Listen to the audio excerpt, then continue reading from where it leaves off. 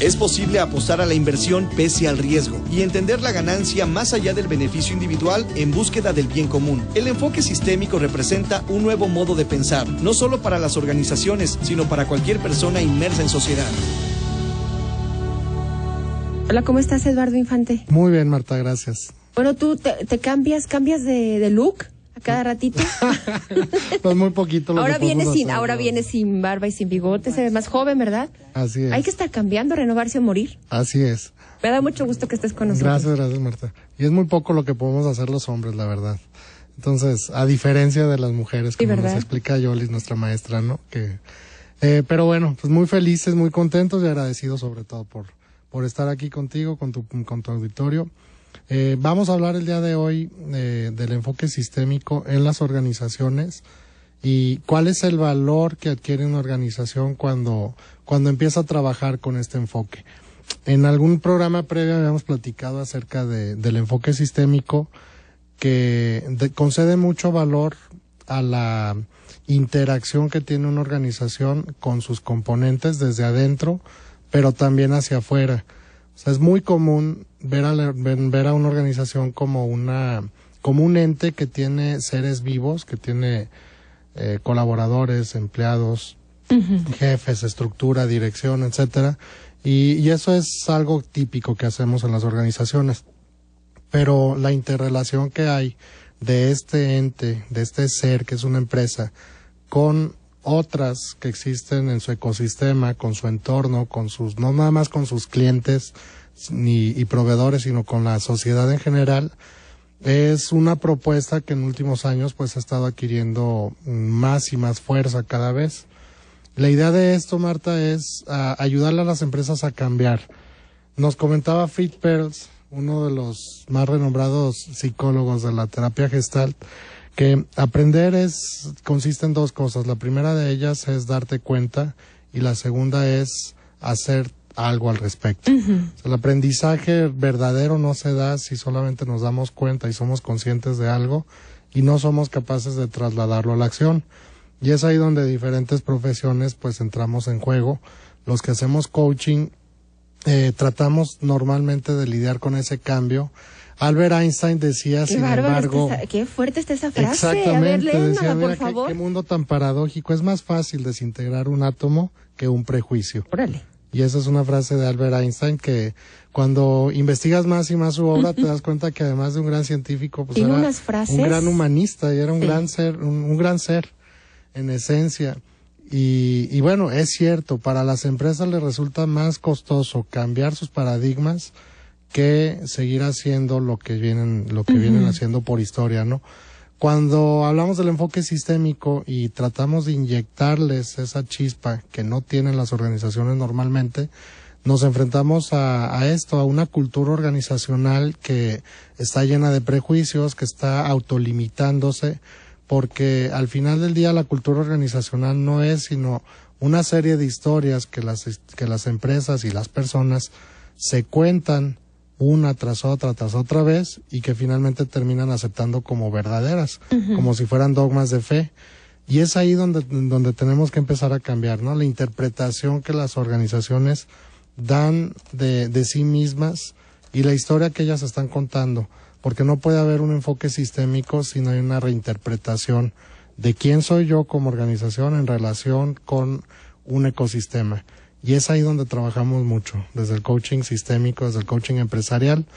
Lo que tratamos de hacer, Marta, es abordar los juicios personales, ver cuáles son los juicios colectivos, porque normalmente la percepción es realidad. Si una mentira la cuenta una persona, pues queda en mentira, pero si una mentira es contada por muchos, termina siendo realidad. Ahí dice, cuando los juicios son compartidos, el peligro es creer que se transforman en verdades. Es correcto. Uy. Es correcto. Cuando muchos creen que algo es verdad, o hay una situación, ya lo creen verdadero. Percepción es realidad. Fíjate nada más. Percepción es realidad. ¿Y eso no? Y eso es algo en lo que tenemos que trabajar, ¿no? Y hay un campo de trabajo impresionante para diferentes especialistas. Los que hacemos coaching normalmente tratamos de generar cambios por dos vehículos. Uno, y el más sencillo de todos los cambios, es un cambio que solamente te orienta a la acción, es decir, estás tú como persona, generas cambios en tu actuar, o modificas tu actuar y eso va a generar un cambio. Y eso es lo que le podemos llamar un aprendizaje de primer grado. Un aprendizaje de segundo grado es cuando no nada más te enfocas en tus acciones, sino te enfocas en el observador que está haciendo. Y ese ya es un aprendizaje de segundo grado. Normalmente es ahí donde nos movemos en el terreno del coaching empresarial o del coaching personal. El tipo de observador que tú estás haciendo para que seas capaz de pasar de un enfoque único a un enfoque múltiple. Es decir, siempre han estado ahí las oportunidades. Hace ratito nos decía Yolis, fuera de cámaras, México es un país de oportunidades. Siempre han estado ahí para México y para cualquier otro país. La cuestión es que si tú no cambias tu observador, tal vez no te des cuenta que están ahí. Entonces, la primera fase para abordar el enfoque sistémico consiste en cambiar el observador que tú estás haciendo, y ya después pasamos a una reflexión interesante, una propuesta única de valor de un servidor cuando trabajamos en organizaciones, es hacerle descubrir a la empresa cuál es su valor social agregado.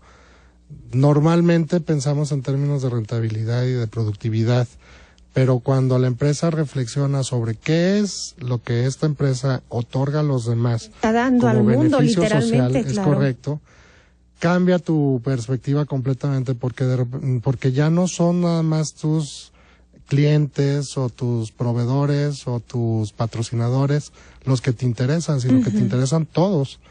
Por ejemplo, lo que hoy estamos haciendo, pues imagínate cuál es el valor social agregado de una empresa como Radio Grupo. Es enorme. Entonces, ya no nada más te puedes quedar en tu pequeño ecosistema tradicional, sino tienes que brincar a otra perspectiva donde empiezas a generar cambios de paradigmas. Uno de ellos es el cambio de cómo gestionas el conocimiento. Antes, las personas más importantes en una empresa eran las que acaparaban el conocimiento. Hoy de lo que se trata es de compartirlo.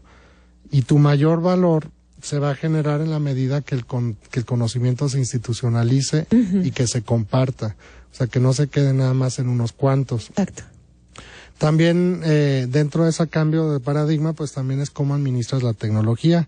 Anteriormente utilizábamos la tecnología como una ventaja, y mientras más la controlaras, más competitivo eras. Hoy por hoy ya no se trata de controlar la tecnología, sino de innovarla, de desarrollarla, de aplicarla para procesos de innovación. De otra forma no te sirve en lo absoluto. De hecho, el martes pasado hablábamos con nuestra colega coach sobre innovación. Acerca de innovación. Muy, muy interesantes los conceptos, y ella también repetía este mensaje. Si tú no innovas, si tú no generas cambios, Que todo tiene trascendencia. Todo. Exacto. No nos podemos quedar con las creencias que teníamos hace 30 años, hace 20 años, más, ni hace 5. Ni hace 5, digo, eso cambia muy, pues muy ve nada más drásticamente. las tabletas electrónicas, como ya de un ratito a otro ya. Y ya se van a quedar obsoletas en muy poco tiempo. Otro cambio de paradigma que hay interesante es en cómo vemos a las organizaciones. Antes las veíamos como pirámides con su vértice hacia arriba. Ahora son pirámides con su vértice hacia abajo. ¿Qué quiere decir esto? Que tus clientes son más importantes. Y ya ni siquiera eso, ya las vemos inmersas en un proceso como redes.